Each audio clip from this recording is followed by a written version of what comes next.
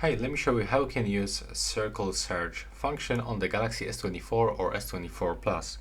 So this function is actually turned on as default, and now when you click and hold on your home button like this, you will get this screen animation, and now all you have to do is just to circle or tap anywhere to search. So what does it mean? If I want to get more information about the Play Store, I can simply draw like this, and now I've got some web results from this icon. Also, you can make some searches by going into the any application. So for example, when I'm gonna open the YouTube Music, let's try to do this and let's click on the screen. There we go.